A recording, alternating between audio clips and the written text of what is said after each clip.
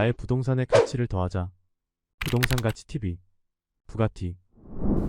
안녕하세요. 부동산 가치TV 부가티의 이 대표입니다. 오늘은 건물 투자 비법 7편 공용 면적 앤 전용 면적입니다. 용적률과 건폐율 말씀드리면서 건축 면적에 대해서 많이 말씀드렸는데요. 전용 면적, 공용 면적, 공급 면적, 계약 면적, 참 다양한 면적들이 있는 거 들으신 적 있으실 겁니다. 오늘은 이 면적들에 대해서 좀 정리를 해보고 그 다음에 건물 투자 비법의 시크릿 비법까지 좀 알려드리려고 합니다. 먼저 전용 면적입니다.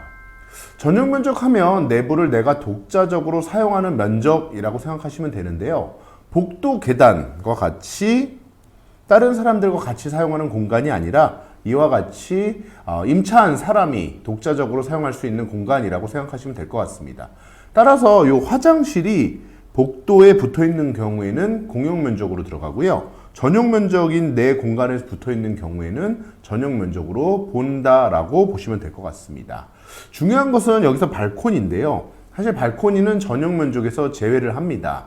하지만 발코니에 있어서 무작정 제외하는 것은 아니고요. 건물의 외관을 쭉 따라서 1.5m를 넘어가지 않는 범위 내에서 제외하고 있으니까 이것도 꼭 알아두셨으면 좋겠습니다. 내가 독자적으로 사용하는 면적을 전용 면적이라고 한다면 복도와 계단과 같이 함께 사용하는 면적 뭐라고 할까요? 네, 공용 면적입니다.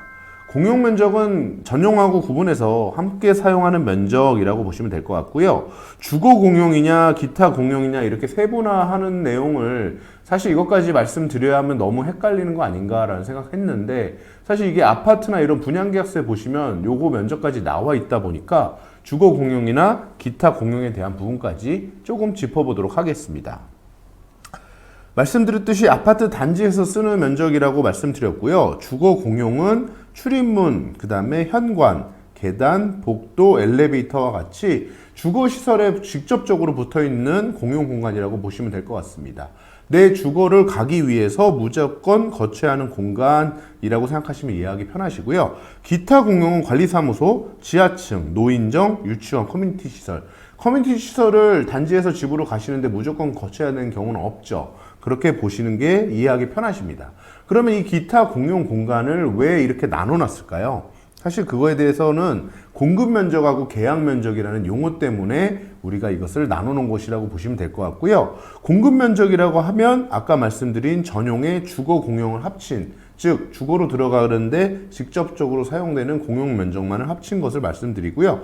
계약 면적에는 여기에 커뮤니티라든지 유치원, 노인정, 지하층, 관리사무소까지 들어가 있다라고 보시면 될 것 같습니다.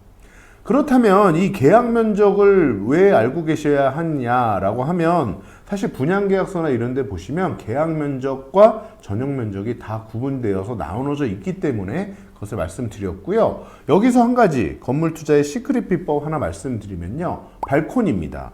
발코니는 사실 추가 면적을 확보할 수 있다는 이점이 있는 반면에 잘못 사용하시면 건물의 전면부에 특히 사용하시게 되면 자칫하면 건물 전체의 노출도라든지 혹은 상점의 영업에 매우 방해가 되는 경우가 있습니다. 그래서 전면부에 설치하시면 큰 악수를 두실 수 있고요. 잘 이용하시면 확보할 수 있는 만큼이 내가 추가로 사용할 수 있다라고 보시면 되기 때문에 발코니에 대해서도 더욱더 신경을 쓰셨으면 좋겠다라는 뜻으로 가져와 봤습니다.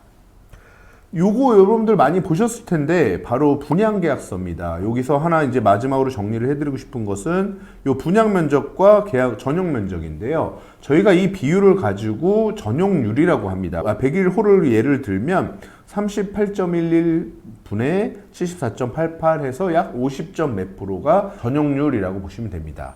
이 전용률이 왜 중요한가라고 이제 누군가는 물어보시는데요. 건물에 있어서 이 분양 면적에는 주차장, 그리고 복도, 관리사무소, 기타 공간들이 다 포함되어 있다 보니까 내가 실질적으로 영업을 하거나 혹은 장사를 해서 벌 수 있는 공간인 이 전용 면적의 비율이 높은 것이 더 중요하겠죠. 하지만 분양 면적이 중요한 이유는 건물 전체의 쾌적도라든지 혹은 여러 가지 공간들이 어느 때 잘 구성되어 있나라는 걸 보시면 될 것 같고요. 절대로 분양 면적과 전용 면적의 비율이 50% 이하로 떨어지는 건물은 사실 투자하는 데 있어서 매우 유의하셔야 됩니다.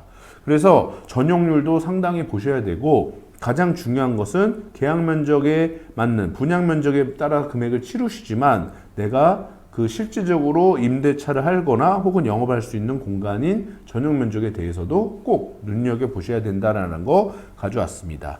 그리고 1층하고 2층 이렇게 보시면 어떤 업체가 들어올 예정이다라고 이렇게 들어와 있는데 사실 이것도 계약서 상에 나와 있는 특정한 조건에 확실하게 명기되어 있지 않으면 그것이 제대로 지켜지지 않는 경우도 있으니까 그것도 꼭 확인하셔야 될 것 같고요. 어떤 자리 독점적 지위를 주겠다라는 것도 계약서 상에 꼭 반드시 은행 자리 예를 들면 편의점, 독점 이런 것들은 반드시 계약서 상의 명기를 받으셔야 나중에 분양에 문제점이 발생하지 않습니다. 네, 오늘은 이렇게 부동산 가치 관련해서 전용 면적, 공용 면적 알아봤고요. 앞으로도 계속 연재되는 저희 건물 투자 비법 꾸준히 계속 구독, 좋아요 해주시면 감사하겠습니다. 감사합니다.